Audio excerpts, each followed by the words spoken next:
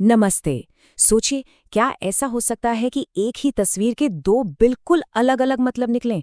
आज हम कन्हैयालाल मिश्र प्रभाकर के एक ऐसे ही लेख को समझने वाले हैं जिसका नाम है एक तस्वीर के दो पहलू। यकीन मानिए, ये कहानी सोचने पे मजबूर कर देगी। तो सवाल यही उठता है, क्या एक ही जीव एक ही सिचुएशन में दो बिल्कुल अलग-अलग चेहरे दिखा सकता है? मतलब एक तरफ तो प्यार और दूसरी तरफ उतनी ही नफरत। बस यही सवाल इस पूरी कहानी की जड़ है। तो कहानी की शुरुआत कुछ यूं होती है कि लेखक को ना जंगलों से बड़ा लगाव था। उन्हें नेचर के बीच घूमना फिरना बहुत पसंद था और वहीं वो अक्सर बंदरों के एक झुंड को देखा करते थे जो अपनी ही दुनिया में एकदम मस्त रहते थे।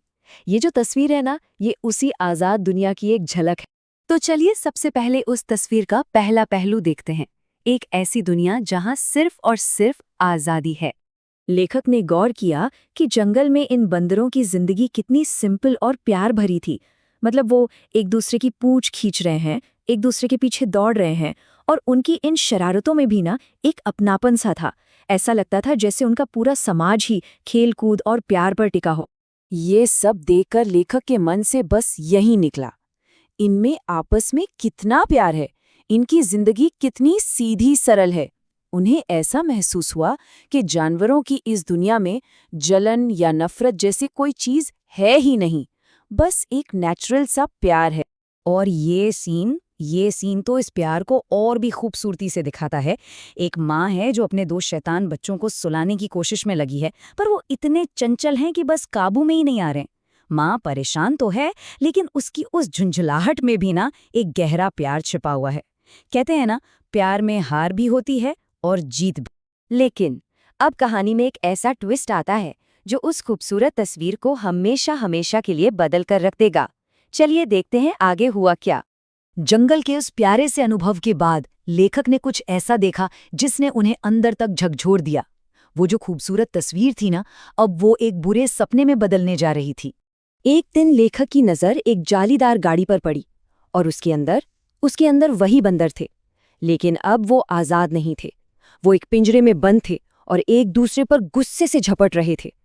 उनकी आंखों में अब वो आज़ादी नहीं, बल्कि बेबसी और भयानक गुस्सा था। पिंजरे के अंदर का मंजर सच में दिल दहला देने वाला था। एक छोटा सा बच्चा भूख से तड़प तड़प कर रो रहा था। अपनी माँ की गोद में जाना चाह रहा था, पर वो बेबस माँ उसे दूध तक नहीं पिला पा रही थी। चारों तरफ बस चीखें थीं और दर्द था। ये वहशीपन देखकर लेखक की रूह कांप गई। उनसे ये सब और देखा नहीं गया और उन्होंने वहां से अपनी नजरें हटा ली। पर दूर तक उन बंदरों की दर्द भरी चीखें उनका पीछा करती रहीं। तो इन दो बिल्कुल अलग अलग सीन्स को देखने के बाद लेखक को एक बहुत गहरी सच्चाई समझ में आई। उन्होंने मानो दोनों तस्वीरों को एक साथ रख के देखा। तो ये है वो एक तस्वीर और ये है उसके दो पहलू। एक तरफ आजादी की दुनिया और दूसरी तरफ गुलामी का जहन्नम। जीव वही, पर सोचिए, हालात बदलते ही उनका बर्ताव कितना बदल गया। और यही कंपैरिजन तो सबसे ज्यादा हैरान करने वाला है। जो बंदर आजादी में प्यार की मूरत लग रहे थे, वही गुलामी में आकर क्रूरता और गुस्से का ज्वालामुखी बन गए। वो चंचलता जो कभी मन को अच्छी लगती थी, अब वो बेरहमी में बदल चुकी थी। और यही सवाल लेखक के दिमाग में भी कौंधा, आखिर कैसे कैसे एक ही जीव एक जगह प्यार का सिंबल और दूसरी जगह हैवानियत का दूसरा रूप बन सकता है। जवाब सिर्फ एक था, आजादी और गुलामी का फर्क। तो आखिर इस कहानी से सीखने को क्या मिलता है? ये हमें आजादी और गुलामी के असली मतलब पर सोचने के लिए मजबूर कर देती है।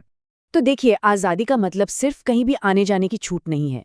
आजादी असल में वो माहौल है, वो स्पेस है जहां कोई भी अपने अंदर की अच्छाई जैसे प्यार, खुशी, रहम, इन सबको खुलकर एक्सप्रेस कर सकता है। और इसका ठीक उल्टा है गुलामी, यानी परतंत्र। ये वो हालत है जो किसी के भी अंदर की अच्छाई को कुचल देती है और उसकी जगह सिर्फ गुस्सा, नफरत और तकलीफ को जन्म देती है। तो सबसे बड़ा टेकअवे क्या है? यही कि हालात हमारे बर्ताव को बनाते हैं। आज़ादी के बिना प्यार और दया जैसे इमोशंस मुरझा जाते हैं और गुलामी किसी भी प्यार करने वाले जीव को खूंखार बना सकती है। ये कहानी हमें यही सिखाती है कि किसी भी चीज़ को पूरी तरह से समझने के लिए उसके दोनों पहलुओं पर नज़र डालना कितना ज़रूरी है। और आखिर में ये कहानी हमारे सामने एक बहुत बड़ा सवाल खड़ा कर देती है।